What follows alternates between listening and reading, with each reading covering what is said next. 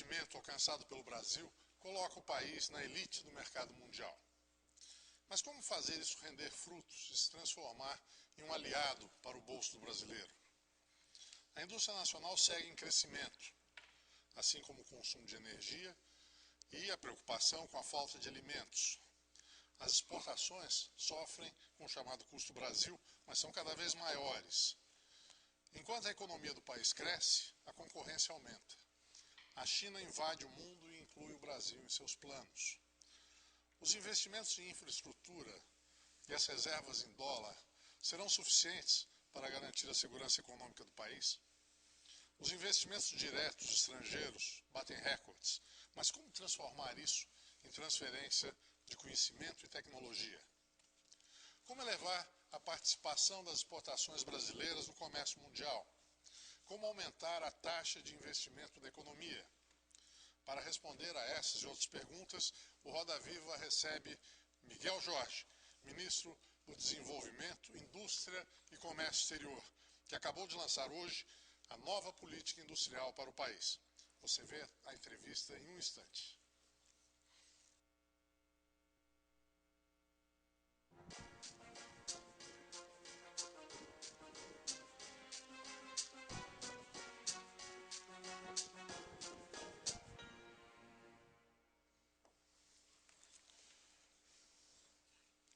A nova política industrial do Brasil, que recebeu o nome de Política de Desenvolvimento Produtivo, prevê uma renúncia fiscal até o ano 2011 de mais de 21 bilhões de reais.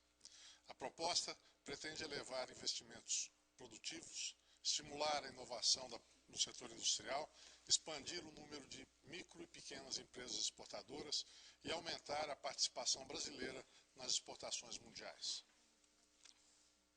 Anunciada pelo presidente Luiz Inácio Lula da Silva na manhã desta segunda-feira, a política industrial incluiu medidas para melhorar o saldo da balança comercial, com redução de impostos e crédito mais barato para o exportador.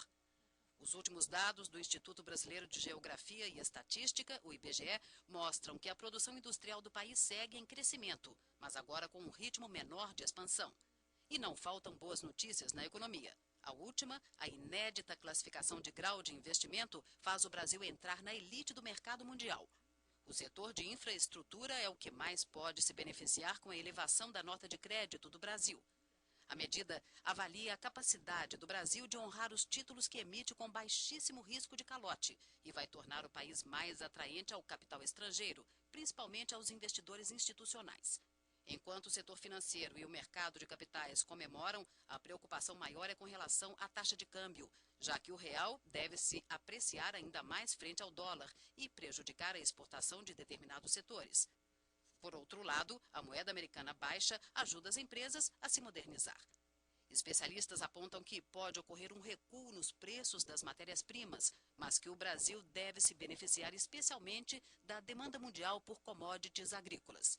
O setor têxtil reclama de perdas com a valorização do câmbio e também da forte concorrência com a China, que conquista mercados mundiais com preços mais atrativos e começa a ganhar espaço também no Brasil. Um dos pilares do bom momento da economia brasileira é a folga nas contas externas dos últimos anos. Os mais de 200 bilhões de dólares nos cofres do Banco Central têm servido como barreira frente às oscilações da economia mundial. A alta repentina no preço do petróleo, agregada à alta nos preços dos alimentos, impulsiona a inflação mundial. O consumo interno teve alta representativa em 2007 em setores como automobilístico e construção civil. E com a economia crescente, a preocupação aumenta também com a possibilidade de falta de energia. Outro problema é o alto custo de exportação de produtos brasileiros, que algumas vezes chega a ser maior do produtor até o porto do que do cais até o país de destino. Alguns portos, como o de Salvador, na Bahia, não conseguem atender a demanda. Tido como um ministro de atuação discreta, Miguel Jorge é mineiro de Ponte Nova. Fez carreira como jornalista até deixar o cargo de diretor de redação do jornal O Estado de São Paulo e se tornar diretor da Auto Latina e da Volkswagen nos anos 80, quando conheceu o então líder sindical Luiz Inácio Lula da Silva. Antes de assumir o Ministério do Desenvolvimento, Indústria e Comércio Exterior, em março do ano passado, Miguel Jorge ocupava o posto de vice-presidente de Assuntos Corporativos e Recursos Humanos do Santander e integrava o Conselho de Desenvolvimento Econômico Social, que tem a função de orientar o governo sobre temas econômicos e de investimento. Para entrevistar o ministro Miguel Jorge, convidamos Nelson Blecher, diretor de redação da revista Época Negócios, Pedro Cafardo, editor executivo do jornal Valor Econômico, Cida Damasco, editora de economia do jornal Estado de São Paulo, Sérgio Malberger, editor do caderno Dinheiro do jornal Folha de São Paulo, Luiz Fernando Sá, diretor de núcleo da revista Isto é Dinheiro, Luiz Nassif, diretor da agência Dinheiro Vivo, blogueiro e comentarista do Jornal da Cultura, e Carmen Amorim, repórter do Núcleo de Jornalismo da TV Cultura e que traz para entrevistas perguntas enviadas por telespectadores e internautas. Contamos também, como sempre, com a participação do cartunista Paulo Caruso, registrando em seus desenhos os momentos e os flagrantes do programa.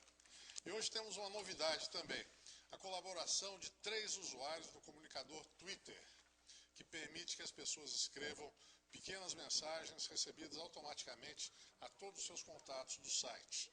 Eles vão colocar na internet as impressões desse Roda Viva com o ministro Miguel Jorge. Para ver o que eles estão escrevendo, basta acessar os endereços que aparecem na tela. Quem usa o Twitter e também quiser registrar as suas opiniões sobre o programa, basta postar as suas mensagens com a tag Roda Viva. A TV Cultura também está no Twitter. Para nos seguir, basta clicar follow no endereço twitter.com/tvcultura. O Roda Viva é transmitido em rede nacional de TV para todo o Brasil e também através da Rádio Cultura em 1.200 kHz, a Cultura M. Para participar, faça perguntas pelo telefone 0 operadora 11 3677 1310 ou 0 operadora 11 3677 1310. Você também pode usar a internet para se informar sobre os próximos programas e enviar por e-mail suas perguntas, críticas e sugestões. Nosso site é o www.tvcultura.com.br/Roda Viva. Boa noite, ministro. Tudo bem? Oi, Jean, tudo bem você? Bom, hoje foi o lançamento de uma política industrial e a discussão em torno de política industrial no Brasil sempre teve assim 2 pontos mais ou menos opostos. Alguns que acham que política industrial deve ser feita através de setores, com estímulo a alguns setores pontuais, e outros que acham que política industrial é promover mudanças as mais amplas possível, né, que mexam na economia toda. Como é que se pode situar essa política industrial? É uma política voltada para pequenos setores, para alguns, pequenos não, mas para alguns setores, ou é uma política que atinge o todo da economia? Não, ela tenta atingir o todo, ela é muito abrangente. Essa discussão, como você disse, é uma discussão antiga, né? Embora no Brasil ela tenha sido só se feita em termos de discussão, porque nós não tivemos nem política industrial para pequena política industrial, que elege 3, 4, 5 setores, ou também a mais abrangente. Só agora, no governo do presidente Lula, no primeiro mandato, é que teve a primeira política industrial, que escolheu 4 setores. Esta, ela avança muito, ela é muito abrangente, tem 24 setores, mas não está fechada aos outros. Ela pode abranger outros setores. Né? E agora, ela é uma política que não mexe em alguns assuntos que seriam fundamentais para grande parte do empresariado, né? Como reforma tributária mais ampla, como mudança em algumas políticas gerais. Isso fica para depois, quer dizer, isso é difícil mesmo e não se consegue fazer. Não, porque no caso, por exemplo, do Ministério do Desenvolvimento, do Comércio, você, ou do governo, do executivo, digamos assim, você trabalhará com a reforma tributária no Congresso, a reforma fiscal no Congresso, a reforma trabalhista ou a reforma de outro tipo, terá que ser feita pelo Congresso. Nós tentamos não colocar essas questões em conjunto para que você pudesse ser mais efetivo em termos de política de desenvolvimento. Até porque está hoje no Congresso uma reforma tributária, que não é ideal, mas que é possível. Mas o ministro tem nesse programa já um ensaiozinho de desoneração, né, da folha de pagamentos, por exemplo, o setor de software foi beneficiado com uma redução dos encargos previdenciário. Como é que foi esse benefício dado a esse setor? Esse benefício é o seguinte, Pedro, o setor de software, ou a área de tecnologia de informação, ela é muito intensiva em mão de obra. Você tem no custo do produto, que você trabalha com a inteligência, você tem cerca de 60%, 70% do custo da empresa é mão de obra. Você não tem equipamento, você não tem prensas, grandes máquinas, etc. E, portanto, Não tem transporte, não né? tem transporte, Navio. não tem o custo Brasil tradicional que apareceu quando falava assim, custo Brasil, os portos, os navios, estradas, etc. Não existe para isso, né? No entanto, tem um peso muito grande da mão de obra, o que faz com que ele passe a ter uma dificuldade em relação aos setores, em relação principalmente a outros países que têm estimulado muito, reduzindo exatamente a carga de impostos sobre a mão de obra. Hoje se falou, por exemplo, na Índia, se fala muito na Índia, mas a Argentina tem um programa de atração e de investimentos de software que é muito bem sucedido. Tem muitas empresas, inclusive brasileiras, que foram para a Argentina por causa dos custos. O que significa, no caso? A parte de exportação que a empresa fizer terá uma redução dependendo da quantidade que ela exporta em relação ao seu faturamento. Mas por que esse setor, ministro, e não... Por que se escolheu esse setor? Tudo bem, emprega muita gente. Esse setor é o que é o mais intensivo de mão de obra e é o mais moderno e é o que nós precisamos estimular muito, porque é um setor muito capaz da inovação, né? Mas as discussões, quais seriam os outros setores que chegaram a ser cogitados de receber esse tipo de... Não, nós nos fixamos nesse setor, porque desde o começo. Hoje, no país, é o que mais usa mão de obra. Mas como nas explicações que aconteceram aí, diziam que teria que segregar a parte que seria exportada da parte interna e o benefício seria para a parte que seria exportada. Exatamente. Mas dentro de uma fábrica de software assim, você não tem assim, rigidamente o trabalhador, que é o desenvolvedor que está para o projeto externo, o desenvolvedor que está para o projeto interno. Como que vai ser feito esse cálculo aí da desoneração e tendo em vista a exportação? Será feito em cima do valor exportado. Em relação ao valor exportado, você faz a desoneração. Isso, agora, esse é um setor que... E proporcional ao faturamento. Quer dizer, a empresa fatura 100, ela exportou 70, então, portanto, se desonerar, a desoneração se fará em cima do... Quer dizer, a cada mês você vai ter um cálculo diferente de desoneração, dependendo do percentual de faturamento exportado sobre o faturamento total? Pode ser. Ministro, a gente poderia dizer que essa política industrial é uma política paliativa diante dos grandes problemas que não só os industriais, como os restos dos empresários brasileiros enfrentam, que são problemas muito piores e que não são enfrentados diretamente pela política industrial, né? Que é a carga tributária, o caos tributário, os altos juros. Veja bem, na minha opinião, quer dizer, a carga tributária, os altos juros, etc., não são de um plano de desenvolvimento produtivo. Eu acho que eles estão em outro âmbito. O que um plano de desenvolvimento produtivo ou política industrial, se é que nós vamos carimbá-la aqui de novo de política industrial, ele se preocupa realmente com o específico da produção.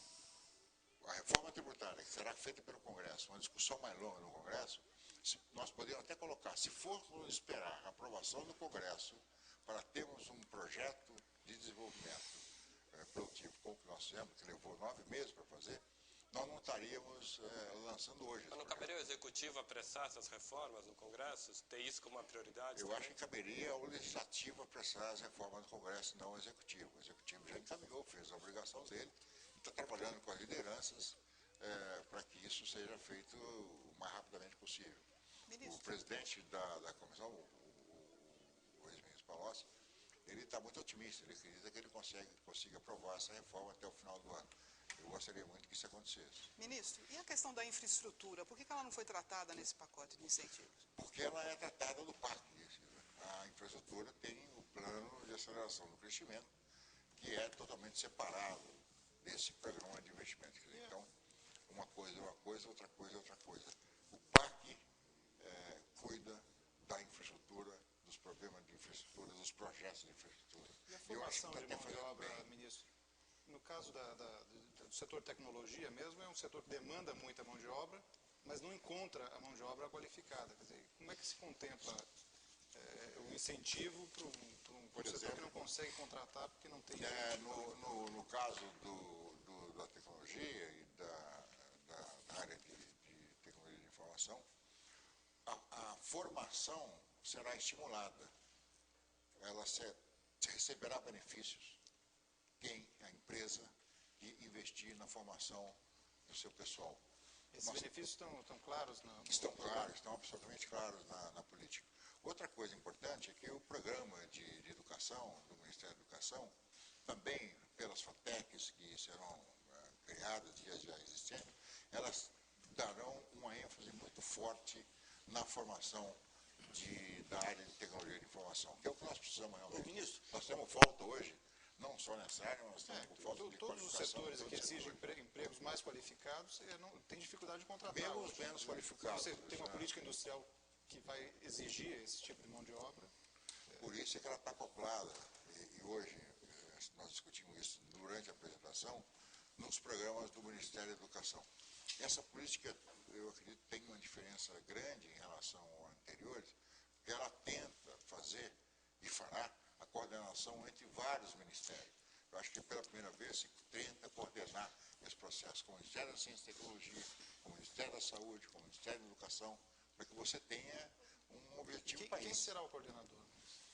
Nós teremos, no caso da Polícia de Desenvolvimento, um comitê gestor que será coordenado basicamente pelo Ministério do Desenvolvimento, pelo Ministro do Desenvolvimento e pela Ministra da Casa Civil. Ministro, saiu recentemente o Plano Nacional de Agroenergia no tempo do ministro Roberto Rodrigues. Também tentava essa coordenação de 10, 12 ministérios, definia claramente a posição de cada um, o que devia ser feito. Ele saiu parte da equipe dele, esse plano virou um belo documento que não sai do lugar. Do ponto de vista institucional, nós temos aí hoje, dentro do governo, algumas figuras que têm um pensamento mais ou menos similar, você, o ministro Temporão, o ministro Sérgio Rezende, o Luciano Coutinho, o ministro Haddad, mas o que vai garantir a continuidade de um plano que exige uma integração entre diversos ministérios e que, a exemplo, sempre que é algo que é conduzido por ministério, muda o ministro, você tem problemas de continuidade. Será a coordenação acima dessa institucional será feita pelo CNDI, pelo Conselho Nacional de Desenvolvimento Industrial, que não é feito por ministério, tem participação dos trabalhadores e participação dos empresários, participação forte. Mas operacionalmente ele não é adequado. Só para dar um exemplo, ministro, vamos pegar aqui no site, aliás, muito bem feito aqui, fortalecer capacitação de pequenas e médias empresas para atuar em nichos de mercado. Daí está lá, promover capacidade de tecnologia industrial básica, design, fortalecimento, apoiar a PL e tudo, daí tem lá. Quem são os responsáveis? MDIC, Metro, Sebrae e o INPI. Isso aí já são funções deles. O que caracteriza um plano, ou seja, uma ação articulada, nesse tópico específico? Porque o que pareceu aí é que é um bom diagnóstico do que tem que ser feito, ou do que está sendo feito de forma descoordenada, mas não dá para ver como que se dá essa coordenação.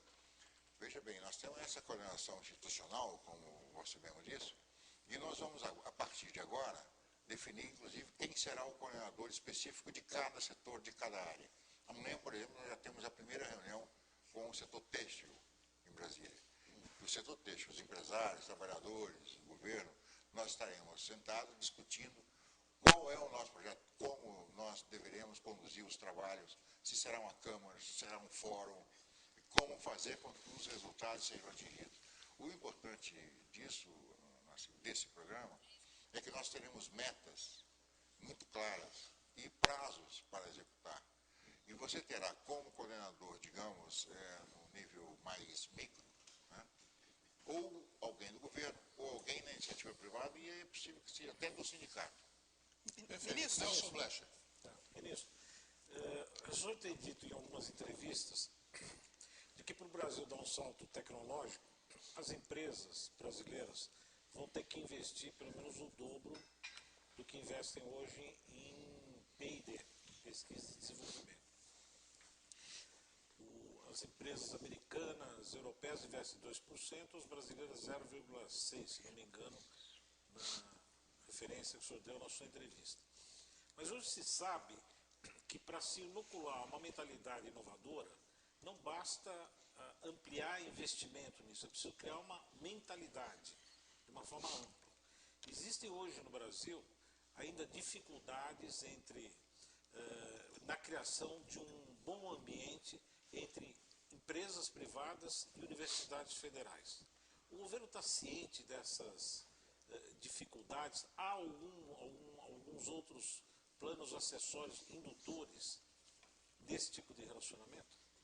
Eu acho que tanto por parte do Ministério da Ciência e Tecnologia, Nelson, quanto pelo do Ministério do Desenvolvimento, há clareza, porque esse processo não é novo no Brasil, e já foi muito pior. Eu acho que essa distância entre a universidade e as empresas já foi muito maior. É grande ainda, né? É grande ainda. Preconceitos não, eu não estou discutindo o tamanho, eu estou só dizendo que ela foi muito maior do que ela é hoje. Ainda existe, é um problema, mas há uma aproximação também bastante grande de alguns setores da universidade com as empresas. O Ministério da Ciência e Tecnologia, o Ministério do Desenvolvimento e o Ministério da Educação têm uma obrigação muito clara de fazer com que esse gap, essa distância entre empresa e universidade, entre a pesquisa pura e as empresas, a pesquisa aplicada e as empresas, diminua cada vez mais. Eu acho que o ambiente, esse ambiente, como você chamou, está melhorando. É preciso apressar esse processo. Existem algumas questões legais ligadas ao registro de patentes, por exemplo. As empresas se queixam muito. Ao fazer contrato com as universidades, enfrentam esses obstáculos. Você tem alguns problemas sérios. Eu me lembro, por exemplo, quando eu estive no banco e havia um projeto, foi feito um projeto junto com as universidades, um projeto de um site de educação chamado Universo, que as universidades deveriam ser proprietárias desse site. Algumas tiveram que mudar o regimento interno para poderem ser proprietárias de ações dessa empresa. Eu acredito que a universidade deveria olhar muito para si, olhar para dentro e ver o que está acontecendo no mundo. Deveria mudar alguns procedimentos que me parece que são muito ultrapassados. Ministro, nós temos que fazer um intervalo, mas antes disso eu queria saber como é que estão os nossos telespectadores que são representados aqui pela Carmen. Como é que está, Carmen? Então, tem uma pergunta aqui, tinha sobre patente, vou passar para a próxima, que já respondeu. Como ajudar as pequenas e médias empresas que ainda vêm sofrendo com a alta carga tributária? E como alavancar cada vez mais a economia da região Nordeste? É uma pergunta do Antônio Augusto, de São Paulo. Bem, são duas coisas bem diferentes. No caso da pequena e média empresa, eu acredito que essa política já começa a tratar desse assunto com muita seriedade. O investimento, por exemplo, ou melhor, a desoneração do investimento, ele será feito sistemicamente, quer dizer, tanto vale para a pequena, para a média, quanto para a grande empresa. No caso do Nordeste, ou no caso das regiões, porque você tem também regiões, Tocantins, Centro-Oeste, etc., esta política tentará estimular a regionalização de investimentos. Isso já está mudando no Brasil. Acho que é um processo que nos últimos 10 anos, 15 anos, começou, tanto que hoje a manchete de um grande jornal do Rio é de que o Nordeste cresceu mais do que o Sudeste. Mas, ministro, só para engrenar na pergunta do pequeno e médio, rapidinho, sério.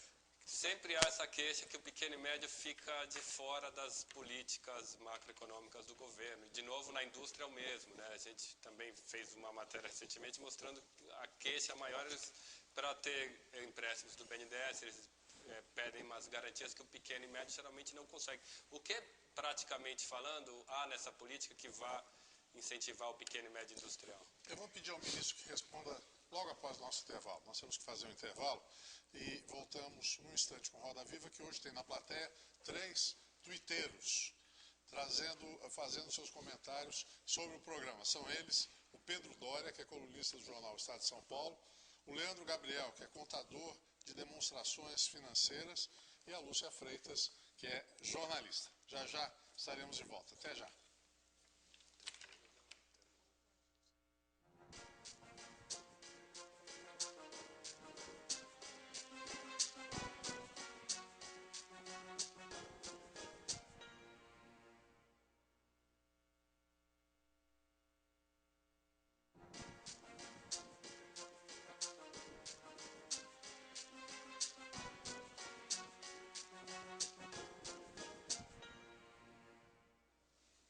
Voltamos com Roda Viva, que hoje entrevista o jornalista Miguel Jorge, que é ministro do Desenvolvimento, Indústria e Comércio Exterior. A pasta, criada em julho de 1999, tem a missão, segundo o site do Ministério na internet, de construir um Brasil competitivo, justo e rico em oportunidades, em parceria com setores produtivos, através de ações que resultem na melhoria da qualidade de vida da população. O desenvolvimento, a indústria e o comércio exterior começaram no Brasil há exatos 200 anos, época da chegada da família real ao país em 1808. Com a abertura dos portos brasileiros às nações amigas, o Brasil passa a exercer autonomia inédita sobre seu próprio comércio exterior. O país cria também o Banco do Brasil, academias militares e escolas de medicina. Cana-de-açúcar, cacau, algodão e grãos tomam conta da agricultura brasileira e se tornam os principais produtos de exportação. Com o presidente Juscelino Kubitschek, na década de 50, o Brasil viveu um período de desenvolvimento econômico e estabilidade política. Durante a ditadura militar, acontece o chamado milagre econômico, que produz o maior crescimento industrial brasileiro e também a maior dívida externa do mundo. No início da década de 90, o Brasil implementa a abertura comercial, com redução de tarifas de importação e reformulação dos incentivos às exportações. Depois disso, o Plano Real estabiliza a moeda, contém a inflação e cria um ambiente mais favorável para a economia e os negócios. A partir de 2000, o comércio exterior brasileiro cresce num ritmo mais forte, com exportações em alta, aumento dos preços internacionais de produtos básicos, diversificação dos mercados importadores e maior produtividade da indústria nacional. Cabe ao Ministério do Desenvolvimento, Indústria e Comércio Exterior a responsabilidade por uma política de desenvolvimento da indústria, do comércio e dos serviços, propriedade intelectual e transferência de tecnologia, metrologia, normalização e qualidade industrial, políticas de comércio exterior, regulamentação e execução dos programas e atividades relativas ao comércio exterior, aplicação dos mecanismos de defesa comercial e participação em negociações internacionais relativas ao comércio exterior, formulação de uma política de apoio a microempresas, empresas de pequeno porte e artesanato, e execução das atividades relativas a registros do comércio. O ministro Miguel Jorge tem em sua pasta entidades importantes, como a SUFRAMA, Superintendência da Zona Franca de Manaus, o INPI, Instituto Nacional da Propriedade Industrial, INMetro, Instituto Nacional de Metrologia, Normalização e Qualidade Industrial, e o BNDES, Banco Nacional do Desenvolvimento Econômico e Social. Quanta coisa, hein, ministro? Ministro, antes do intervalo, o Sérgio Malberger perguntava como é que as pequenas e microempresas estão sendo aquinhoadas com esse planejamento. Posso acrescentar uma coisinha só para poder responder? Claro. Citar 3 setores específicos que todo mundo sabe que foram massacrados pelo câmbio. Móveis, têxteis e calçados. Né? Por que esses 3 setores, também tem muita empresa pequena que exportavam, não exportam mais, algumas até fecharam, por que eles não tiveram um benefício específico como teve o setor de software, já que eles também são grandes empregadores de mão de obra? Eles já tiveram. Mas tem a pergunta do... Bom, eu vou começar pelo fim. Sérgio. Sérgio, a questão do BNDES não aceitar e ter que pedir garantias para pequenas e médias empresas, ele pede as mesmas garantias para as grandes empresas. O BNDES, que é um banco, ele tem que seguir a Basileia 2, tem que seguir Sarbaniox, tem uma auditoria interna, tem uma auditoria independente, e ele precisa seguir muito estritamente, né, as regras de qualquer banco privado importante. Uma empresa pequena, média, grande, mega empresa, que não atender os critérios de crédito do banco, ou as avaliações de risco da área de risco do banco, não terão, como não teriam no banco privado. Né? Então, acho que não há um problema em relação à pequena, média empresa. Há um problema em relação a empresas que não preenchem os requisitos necessários para conseguir um empréstimo de um banco. Né?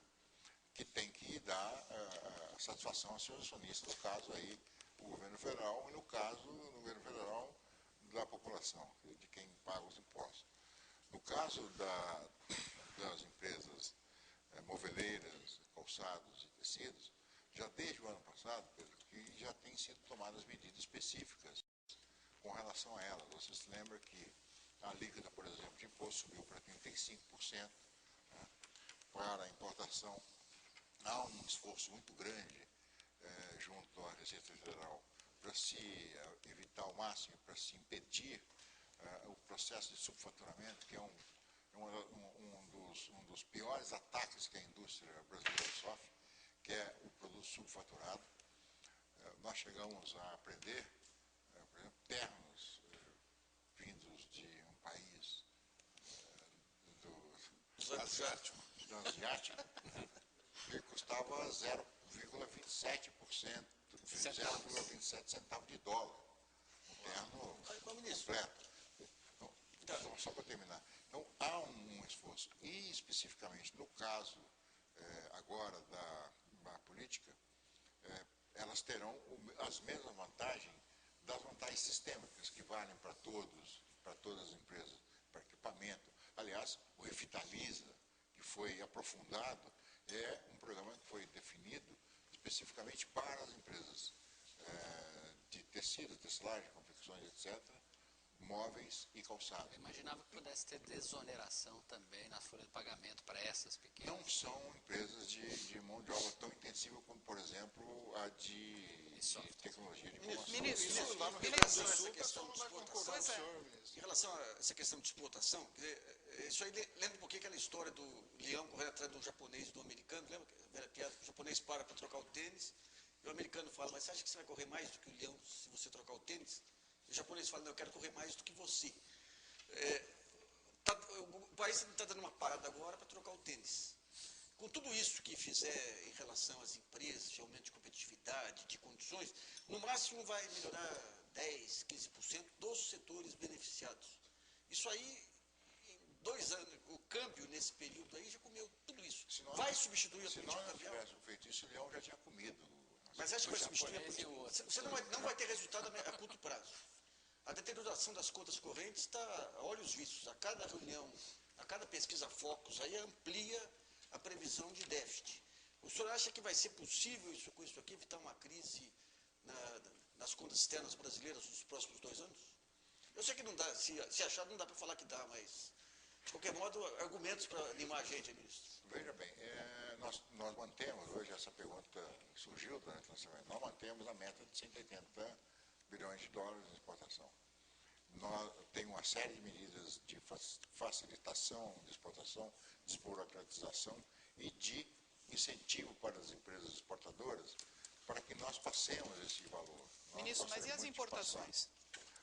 O problema está até menos do que nas exportações em muito... Não, eu acho que ele está nas importações, Cida, porque as importações estão aumentando mais do que, por exemplo, do que aumentaram no passado. Exatamente, é isso que eu estou falando, mais nas importações que nas exportações. Estão exportando muito bem. Exatamente. Estão aumentando muito as exportações. 14, 15% de aumento.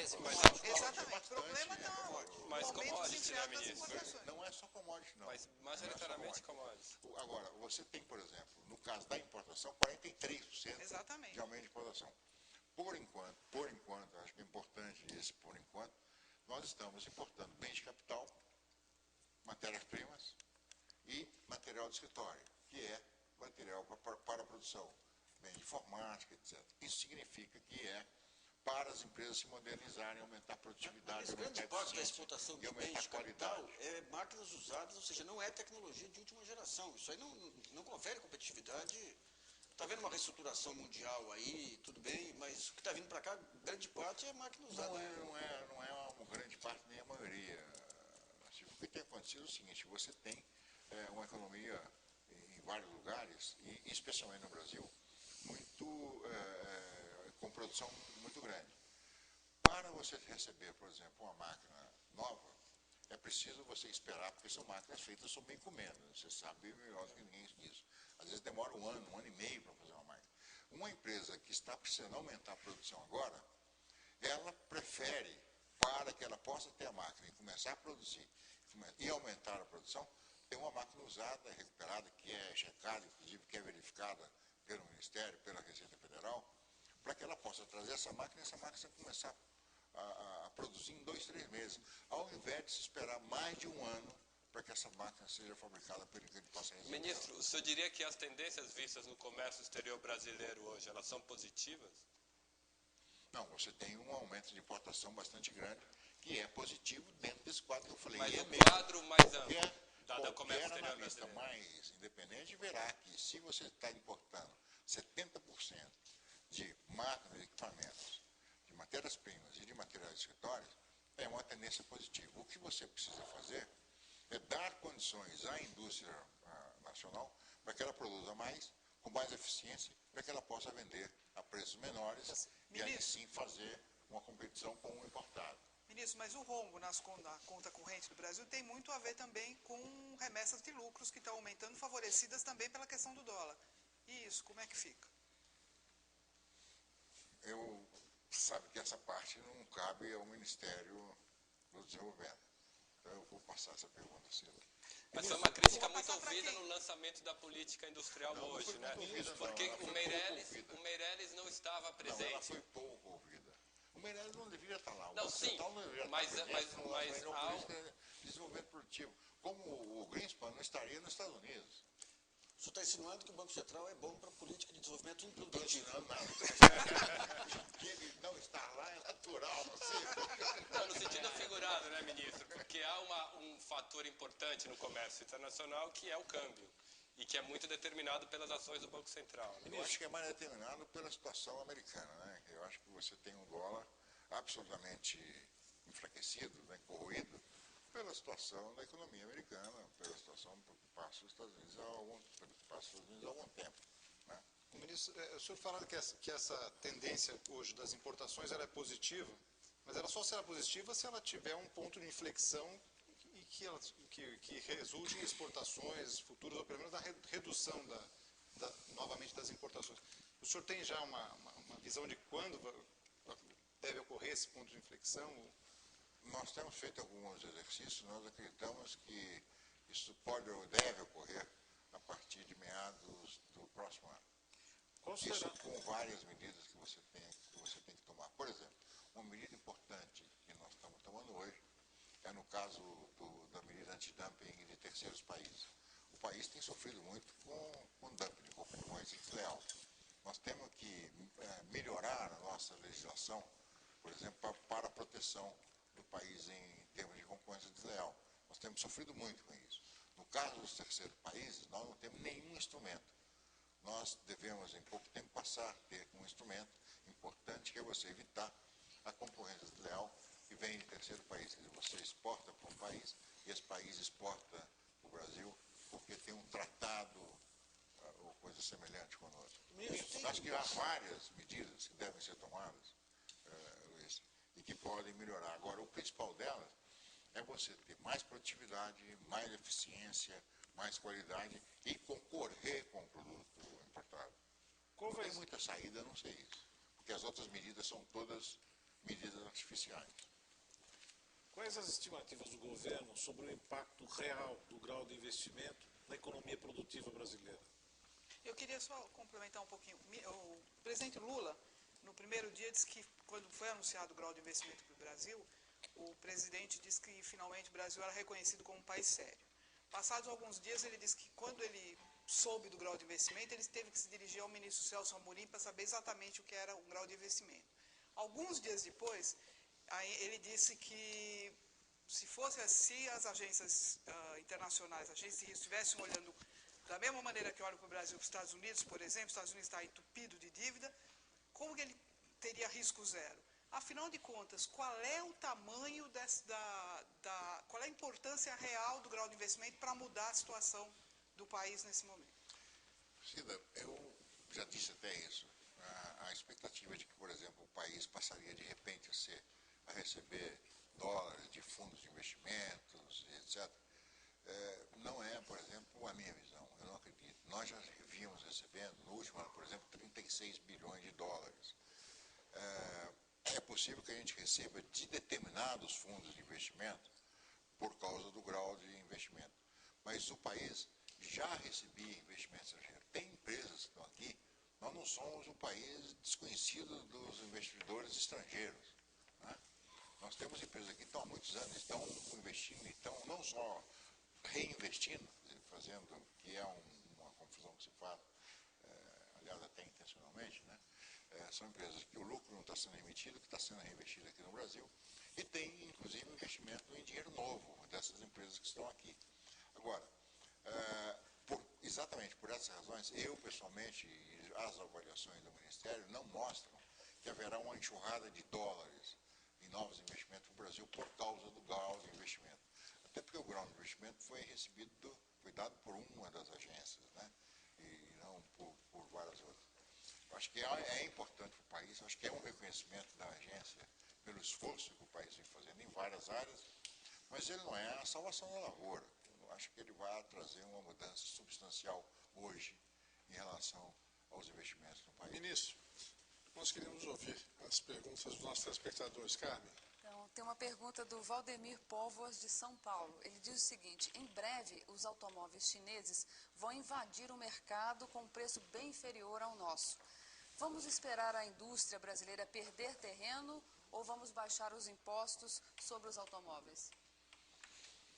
Vou fazer uma brincadeira aqui. Se eu falar que eu sou a favor de impostos aos automóveis, com São Paulo com 6 milhões de automóveis, a gente ficando aí com 260 quilômetros de estacionamento, de congestionamento, vamos dizer que eu estou pregando o caos. 1.000 automóveis novos por dia na 1.000 cidade. automóveis novos por dia registrados em São Paulo. Aliás, eu comentava com vocês agora há pouco, esse mês deve ser anunciado pela Anfávia a produção de 300 mil automóveis, a maior produção da indústria automobilística nos 50 anos de história da indústria, que é um recorde absoluto, né, de produção. Acho que a indústria brasileira de automóveis, ela está passando de um patamar, digamos, de produção média para um patamar de produção grande, de grande escala. O ano passado, até eu fiz uma brincadeira, em abril, logo que eu assumi, mesmo depois, eu fui à posse do novo presidente da Anfávia e nos coisas eu fazia um desafio que a indústria deveria produzir 5 milhões de automóveis até 2010. E todo mundo achou isso engraçado lá, então, porque eu tenho muitos amigos na indústria, eu fiquei muito tempo na Volkswagen. Essa política que nós lançamos hoje, o Plano de Desenvolvimento, prevê que não a produção, mas que nós aumentemos a capacidade de produção, já está muito no limite, está com quase 90% de capacidade utilizada, para que em 2010 a gente possa ter uma capacidade de produção de 5 milhões de veículos, né? Que é o que nós consideramos o patamar em que você consiga ser muito competitivo com outros países. Não é só com os chineses com que nós devemos nos preocupar, com os chineses, com os indianos, que também estão começando a produzir automóvel de qualidade e barato. Ministro, eu acredito que a indústria brasileira, que é, na verdade, a indústria que está nos outros países, né? Nós não temos, é um dos poucos setores onde você não pode dizer que tem uma indústria brasileira. Ela é toda uma indústria multinacional, que está em todos os lugares do mundo, que está na China. Boa parte das empresas que estão aqui estão na China. Boa parte das empresas aqui que estão na Índia também. Eu estive, inclusive, agora há pouco visitando empresas na Índia.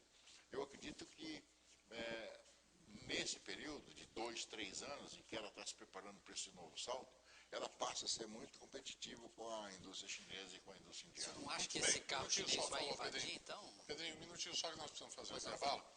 E nós voltamos já com Roda Viva, que também é acompanhado na plateia por Renato Sanches, estudante do projeto Repórter do Futuro, da editora Oboré, Eduardo Ribeiro, editor da newsletter Jornalistas e Companhia, Fernando Mancini de Aguiar, funcionário público e analista de sistemas, Fernando Luiz Figueiredo, estudante do projeto Repórter do Futuro, da editora Oboré, e Arquimedes Azol Fernandes, que é jornalista.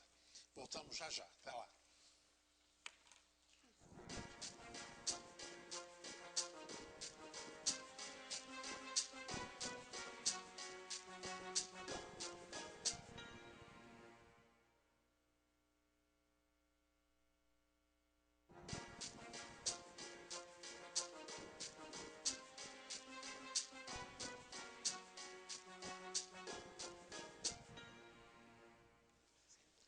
Você acompanha no Roda Viva a entrevista com o ministro do Comércio Exterior, do Desenvolvimento da Indústria, troquei tudo de ordem, ministro do Desenvolvimento, Indústria e Comércio Exterior, Miguel Jorge.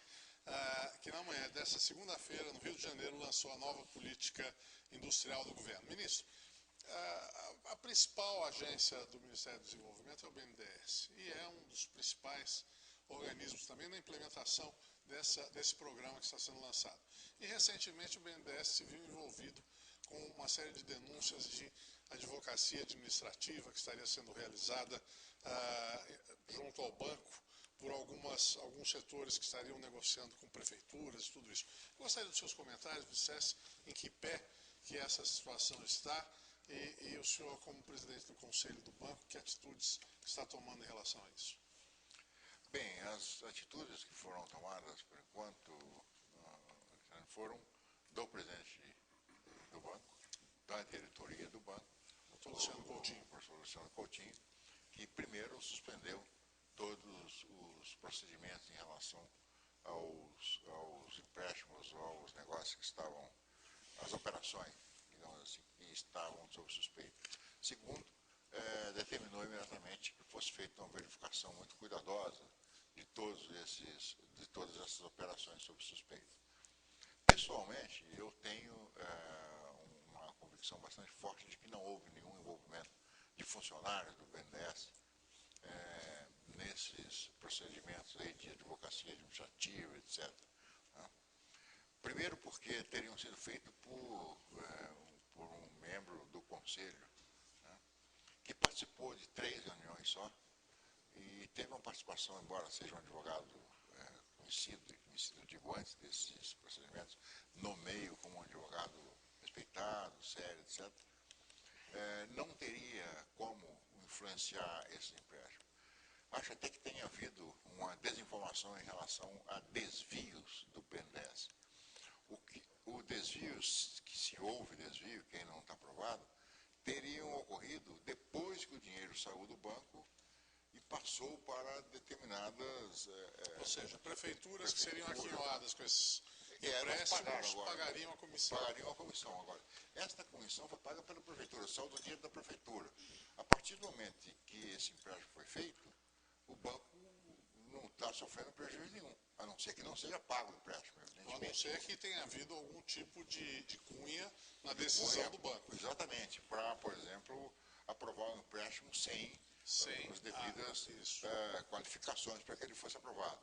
Eu não acredito que tenha acontecido isso, porque na história do BNDES você não tem, até hoje, esse tipo de procedimento. É comum, eu dizia também, conversava agora há pouco com o Pedro sobre isso, é comum em bancos privados, especialmente no caso de prefeituras, órgãos públicos, associações e empresas médias, se usar a chamada assessoria ou consultoria para que faça o chamado processo todo do empréstimo, da negociação com o banco.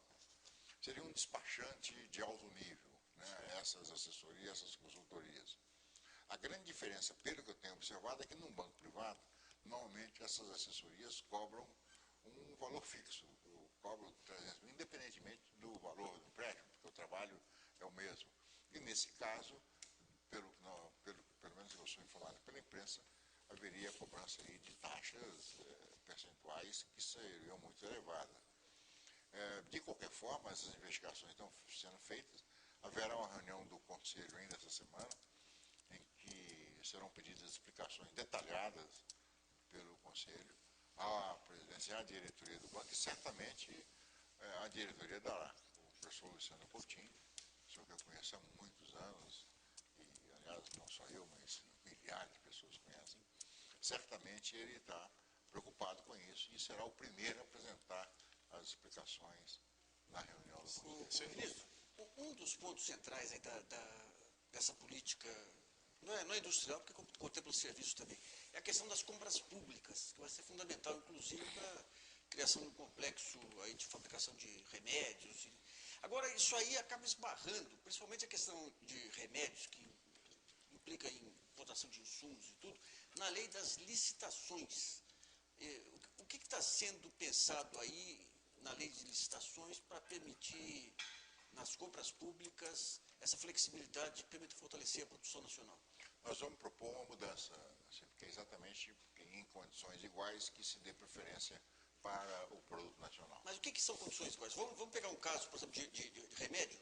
Às vezes importam insumos da Índia e da China que são de qualidade mas muito inferior. Tem que vir para cá, porque se não aceitar pela lei de licitações, está sujeito a TCU e tudo mais, daí descobre que é de qualidade inferior, daí leva 6 meses para conseguir resolver essa questão. O que são condições iguais? Se o preço for o mesmo, a qualidade for a mesma do produto nacional, o produto nacional deve ter preferência sobre o produto importado. Isso não vale só para remédio, vale para tudo. Vale, por exemplo, para fardamento.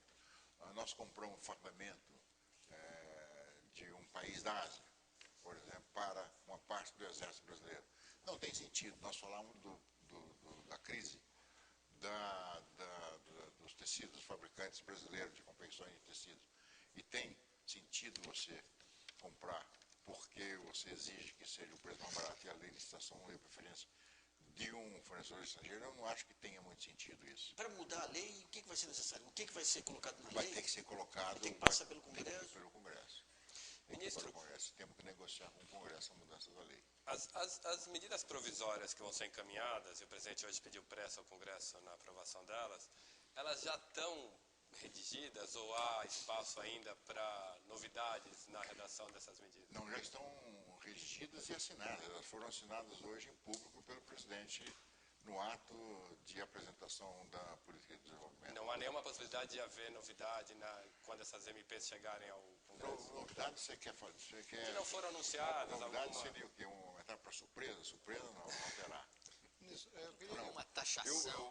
Aquela surpresa que a gente está acostumado a ver, infelizmente. Não, desde o tempo de jornal, né, eu sempre fiquei muito irritado com essa coisa de você já ter a manchete pronta, né, Pedro? Aí chega uma surpresa de última hora. Não pode ter surpresa, esse tempo já acabou, né? Mas hoje em dia as informações têm que se adaptar à manchete, porque senão fica... Isso aí é outra discussão.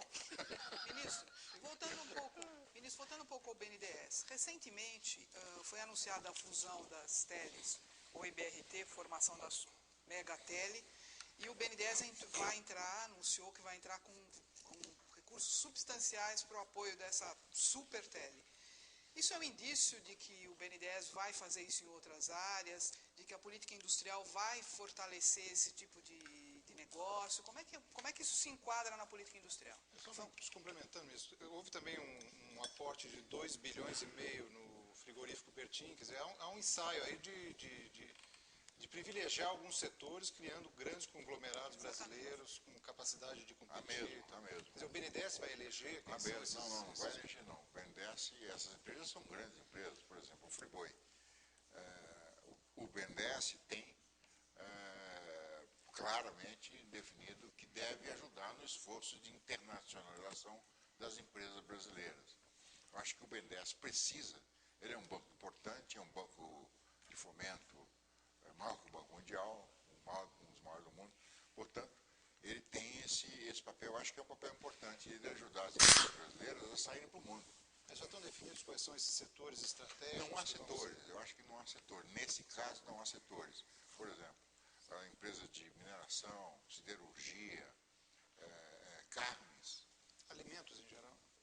Mais carnes, alimentos em geral, é mais difícil. Nós não temos grandes empresas de alimento em geral que você possa alavancar para se tornar uma grande multinacional. O fundo soberano é fundamental nisso aí? Hã? O fundo soberano é importante nessa estratégia ou não? Eu acredito que o BNDES é importante nessa. Mas o mercado não está fornecendo esses capitais? Houve abertura de capital aí de várias empresas brasileiras, será que não há outras opções que não a verba pública? É uma das maneiras, você tem várias maneiras, uma delas, eu acho que você pode inclusive usar as duas, você pode fazer aumento de capital, pegar dinheiro no mercado e usar também do BNDES para isso. Acho que podem até ser complementares, porque algumas das operações são muito grandes. Acho que é importante, não só para que as empresas, para que nós tenhamos empresas multinacionais e você realmente, digamos, alavancar esses empresários para saírem para o mundo, mas também é uma maneira de você entrar em mercados que hoje estão fechados. Mas, por exemplo, o BNDES fez um acordo com a Vale do Rio Doce agora, né? Mas a própria Vale tinha obtido 90 bilhões em crédito no mercado para fazer uma aquisição, quer dizer, não parece parece às vezes que está se financiando setores que talvez, empresas muito grandes, que talvez não precisassem desse aporte E às vezes estatal? pudessem, por exemplo, no caso do próprio Bertin, há dúvidas de que o valor investido lá, 2,5 bilhões por 10% da empresa, um investimento feito no mercado não teria esse preço tão grande, né? A empresa foi estimada pelo BNDES em 25 bilhões de dólares. Talvez ela não tenha esse valor de mercado todo. De dólares, não, de reais. De reais. Veja bem, eu acho que no caso, são duas coisas diferentes. Vou tentar ver se eu junto isso. Eu acho que o papel do governo é realmente fortalecer a empresa que está no Brasil. Seja ela de capital nacional, seja ela de capital multinacional. Tanto que o BNDES, tanto empresta dinheiro para empresas de capital estrangeiro, que são empresas brasileiras, como empresas de capital 100% nacional. Acho que é um papel importante do banco em fazer com que essas empresas possam se fortalecer e possam ser, no caso, por exemplo, de empresas que entrem no país até para quebrar o protecionismo que você encontra. Frente aos outros países emergentes, eu não acho que o Brasil, o movimento de internacionalização está um pouco retardatário e o número de empresas internacionalizadas ainda é muito incipiente? É muito pequeno. Eu acho que por isso mesmo que nós precisamos alavancar cada vez mais. Nelson. Um país com economia que tem o Brasil já deveria ter começado, as empresas brasileiras, o governo brasileiro já deveriam ter começado esse processo há muito tempo. Só para te dar um exemplo, o Chile, que é uma economia do tamanho da economia da região metropolitana de Campinas, em termos de GNP, população, etc. Ela tem investido no Brasil mais de 8 bilhões de dólares. O Brasil tem investido no Chile cerca de 1 bilhão de dólares, empresa brasileira. Isso mostra a necessidade que nós temos de sair para o mundo realmente. Eu acho que não faz nenhum sentido você ver esses dois números, por exemplo. São números absolutamente ridículos quando você compara com o que nós temos e que deveríamos ter. Mas colocar 8 bilhões do Chile lá, a gente compra o Chile inteiro. Não, eu não estou falando que ela devesse 8 bilhões lá, mas um país como o Chile, se tem a capacidade de fazer investimentos de 8 bilhões no Brasil, com o tamanho da economia chilena, nós deveríamos ter capacidade de fazer investimentos enormes em outros países. E não 8 bilhões é o estoque de investimento do Chile no Brasil, é isso? Esses 8 bilhões? São o estoque. Ministro, você tem aqui, entrou agora, né, entrou no Nordeste, um supermercado chileno. É verdade. Nós não temos um supermercado brasileiro na América Latina, meu Deus do céu. É uma coisa interessante isso. Ministro, vamos ouvir os telespectadores. O que eles estão perguntando, Carmen? Então, qual a política específica para o setor de biocombustível? É a pergunta da Clarice Marinho, de Brasília. No caso de biocombustível, a política vai se dar muito por investimentos em inovação e novas tecnologias. Nós consideramos que nós já temos, o Brasil já tem um conhecimento bastante grande, desde o pró-álcool dos anos 70, né, 75, em relação ao etanol. O etanol virou, de repente, o álcool, né, o álcool durante anos foi álcool, de repente virou etanol e ganhou uma marca mais importante, né? Nós somos todos do álcool, né? De você fazer investimentos grandes na segunda geração de biocombustíveis, tanto na área de etanol, de você ter o etanol, por exemplo, de celulose e de outros produtos, e no biodiesel. Nós achamos que o biodiesel deveria receber investimentos importantes para que nós possamos dar um salto, inclusive na quantidade produzida de biodiesel. Ministro, vamos fazer mais um intervalo e voltamos já com a entrevista de hoje, que também é acompanhada em nossa plateia por Itamar Arantes, que é funcionário público, a Valéria Teixeira, que é pedagoga, o André Teixeira, que é estudante de jornalismo da Universidade de Mogi das Cruzes, a Ana Paula Alencar, que é assessora de imprensa do grupo editorial Sumos, a Elisa Stronioli, que é estudante do projeto Repórter do Futuro da editora Oboré. Já estaremos de volta com o Roda Viva. Até lá.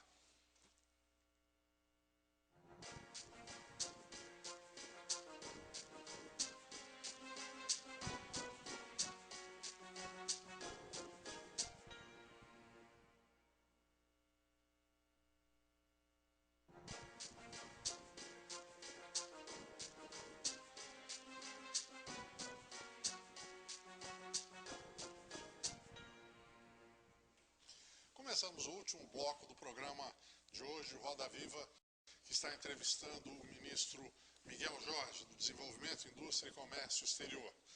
O ministro Miguel Jorge é um colega de profissão e de trabalho de muitos de nós que estamos aqui.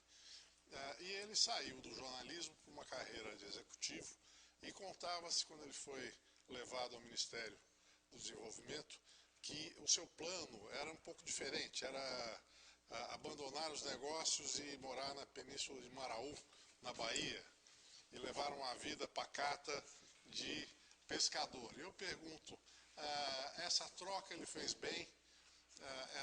Esse projeto persiste? Como é que essa revolução entrou na sua vida e como é que está sendo processada, Miguel? Ministro. Alexandre, eu acho que fez bem. Há uma enorme satisfação pessoal de você sentir ou acreditar que você está fazendo alguma coisa pelo país. Eu acho que isso, nada paga isso. Eu trabalho há muito tempo, né, desde 18 anos, portanto, eu completei 45 anos de trabalho esse ano, né, e acredito que, eu comentava agora há pouco, se trabalha muito no governo, né, especialmente no Ministério do Desenvolvimento, coisa que eu já sabia, porque eu conhecia, talvez o ministério que eu mais conhecesse em Brasília, pelas negociações durante os anos e anos de indústria automobilística. Mas a satisfação pessoal é imensa de você imaginar que você possa realizar alguma coisa. E o sonho, por enquanto, está afastado, né? Não ia ser uma vida de pescador, mas eu ia tentar escrever algumas coisas dos bastidores do jornalismo, boas histórias aqui. Você mesmo falou que nós somos colegas de vários, nós conhecemos boas histórias, né? Boas. Acho que o senhor tem mais histórias. O senhor vai ter, então, mais histórias de bastidores, talvez mais interessantes, para contar quando for para Maraú, né? Tem várias. Qual que é a melhor história de bastidor do governo Lula que o senhor já presenciou, ministro? Você pode dar uma prévia? Não, você vai ler no livro. Deixa pro livro. Ministro, posso voltar ao etanol? Sim, claro. Quer dizer, porque tem uma campanha mundial nesse momento para desqualificar o etanol, né, o álcool, como o senhor lembrou.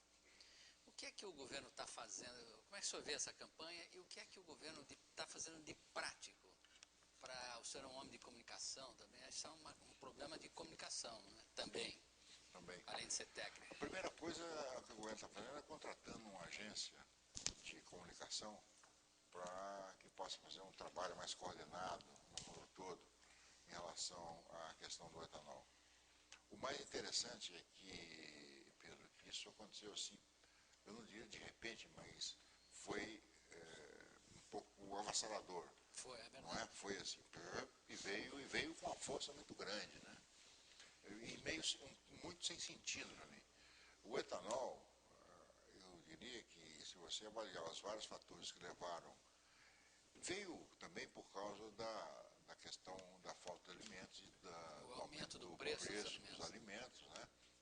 E aí os inimigos do etanol viram uma boa oportunidade de fazer a junção entre as duas coisas. A indústria automobilística é um dos inimigos do etanol? Não é. Lá de fora? Não, não é. Inclusive, em várias viagens que nós fizemos com o presidente, por exemplo, para os países nórdicos, indústrias que estão no país nórdico, que tem programas fortes de substituição de combustível fóssil por etanol. Quando se fala hoje em internacionalização dos setores, das empresas brasileiras, quer dizer, o etanol, ele permite ir para a África e para a América Latina, não apenas a usina, mas a indústria de base. Tem algum programa articulado nesse sentido para que o etanol brasileiro, além de América Central e tudo, possa, não o etanol em si, mas toda essa estrutura, toda a tecnologia, os capitais irem para a África, para essas regiões? Não há articulado ainda. Nós estamos, inclusive, tentando fazer uma certa articulação nisso com os grandes produtores, né? Você vê claramente... As grandes usinas já estão recebendo investimento do BNDES também, né, ministro? Santa Elisa, usina Santa Elisa, Estão recebendo. E pode criar marcas internacionais, o senhor acha? Como a própria Cosan agora que adquiriu. Eu acho que pode. Eu acho que a ideia é um pouco isso. Deveríamos criar não só marcas, as marcas internacionais nessa política desenvolvimento está muito claro, nós deveríamos criar marcas internacionais em vários setores. É um dos problemas que nós temos. Nós não temos marca. Você precisa, fora a Embraer, que é reconhecida internacionalmente, por exemplo, você falou do complexo de saúde. Nós já produzimos equipamentos odontológicos, etc., no Brasil, de altíssima qualidade. No entanto, e isso os próprios fabricantes dizem, eles têm que provar em outro lugar que esses equipamentos são bons, que têm qualidade, que têm tecnologia. Porque nós ainda não construímos uma marca Brasil, ou marcas associadas à marca Brasil. Fora a Embraer, aliás, eu cometi um ato falho aqui, e Havaianas. Então nós temos esses dois extremos, né? Havaianas que chega a custar $100 em algum lugar. Alguns anos atrás, o Sebrae, ele fez uma pesquisa sobre a cara do Brasil, chegou à conclusão que eram as festas populares, a música brasileira e as novelas da Globo. E nós temos algumas marcas aqui que são... Não, futebol não entrou tanto. A gente tem a Amazônia hoje, que talvez seja uma das maiores marcas do mundo aí. Tem essa questão da Bossa Nova, que ainda é uma marca muito forte. Nunca se pensou em criar um centro de estudos ou uma comissão que pudesse trabalhar, que são coisas tão óbvias e nunca foram exploradas adequadamente. Será que não é caso do Ministério pegar esses intangíveis também relevantes aí e discutir com o Itamaraty e tudo para definir qual a cara do Brasil? Nós estamos junto com o BNDES fazendo esse trabalho, né? Trabalhando os intangíveis das marcas brasileiras, e eu acho que nós vamos ter algum resultado interessante proximamente. Ministro, voltando um pouco, desculpe, voltando só um pouco, porque ficou muito sem responder a questão do Pedro, que eu acho que é importante.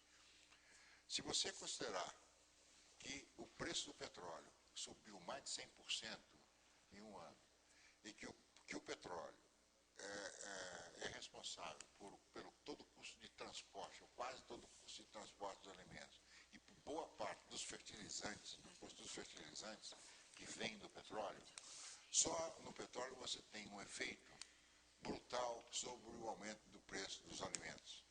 Além disso, e é inegável isso, você tem a melhoria do poder aquisitivo na China, uma grande quantidade de chineses que passaram a receber. São salários, eu diria, ridículos em relação a salários que se pagam, por exemplo, no ABC, mas de qualquer forma são salários que permitem que se coma muito arroz e outros alimentos. Na Índia também, a melhoria da renda permitiu que muita gente passasse a comer um pouco mais.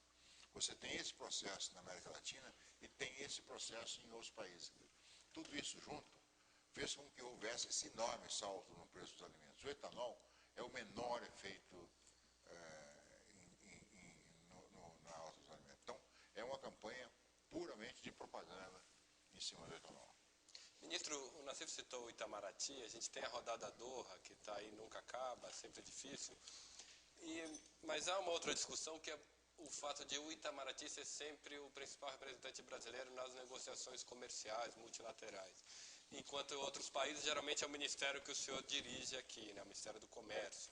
O senhor acha que essa divisão de trabalho no Brasil é correta? Ou o senhor acha que ministérios mais específicos deveriam tocar essas negociações? Você tem as duas, tem vários países do mundo em que você tem os dois formatos. Ou é o Ministério, a chancelaria que negocia, ou o Ministério do Desenvolvimento, ou o Ministério da Indústria e Comércio, porque são poucos países que têm o nome Indústria e Comércio associado ao desenvolvimento. Um ou outro, eu acho que não faz muita diferença, não. Eu acho que o Itamaraty pode continuar fazendo isso, tem feito isso bem, tem negociado bem, até porque negocia muito em parceria e em contato muito próximo com o Ministério dos Comércios. E sobre Doha, o senhor tem alguma previsão? Há quem diga que essa crise dos alimentos possa acelerar a obtenção de um acordo? O ministro Celso Amorim é muito otimista em relação a Doha. Ele, há meses atrás, vocês mesmo publicaram na Folha, digamos que há 6 meses ele não era tão otimista. Nos últimos tempos, os tempos mais recentes, inclusive talvez associado a esse processo, ele tem se manifestado com certo otimismo em relação ao final feliz. E tem a velha questão de o quanto um acordo em Doha ameaça a indústria brasileira, que seria justamente a parte industrial de acesso aqui, de redução de tarifas industriais, que é seria o lado que a seção do Brasil. Porque nós teríamos que fazer uma troca, né, um trade-off agora. E é exatamente isso, quer dizer, o que o ministro Celso Amorim tem dito. Se pede muito a redução das tarifas na área industrial e não se dá nada na área agrícola. É por isso que essa rodada empacou em relação a nós. Ministro, quais são as chances de minorar esses problemas de inflação na questão de alimentos? O que deve ajudar a aliviar esse problema em termos de importação de algumas... Produzir mais. Mas enquanto a gente não produz mais. Eu não tenho essa saída. Não há saída? Não acredito. Não acredito.